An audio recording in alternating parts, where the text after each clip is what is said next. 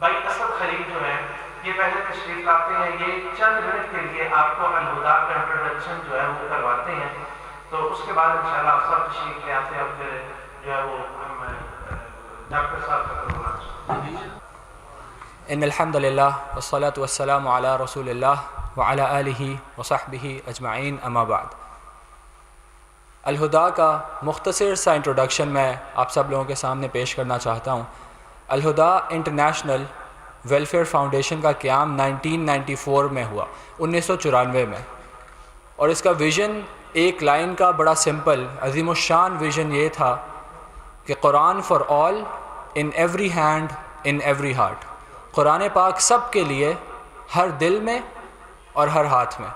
الحمدللہ اس ویژن کو لے کر جب کام ہوا تو پاکستان کے گلی گلی کوچے کوچے میں الحمدللہ الہدا انٹرنیشنل ویلفیئر کی فاؤنڈیشن کی برانچز کام کرنے لگی، نہ صرف پاکستان میں بلکہ انٹرنیشنلی بھی دنیا کے مختلف ممالک میں الحمدللہ اس پلیٹ فارم سے یہ کام ہونے لگا۔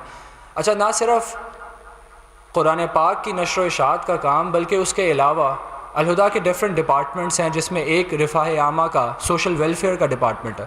سوشل ویلفیئر کا ڈپارٹمنٹ کیا کرتا ہے کہ جب بھی کوئی قدرتی آفت پاکستان میں آتی ہے، کوئی بھی اس طرح کی چیز، زلزلہ ہو گیا، سیلاب ہو گیا، تو الہدا انٹرنیشنل ویلفیئر فاؤنڈیشن کا سوشل ویلفیئر ڈپارٹمنٹ حکومتی اداروں کے شانہ بشانہ کھڑے ہو کر کام کرتا ہے الحمدللہ۔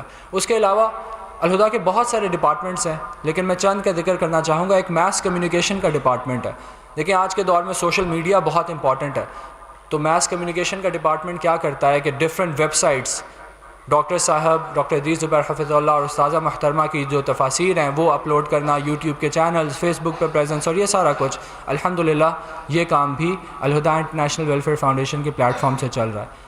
آخری چیز جو میں ذکر کرنا چاہوں گا بلکہ سیکنڈ لاسٹ، وہ الہدا انٹرنیشنل اسکول ہے۔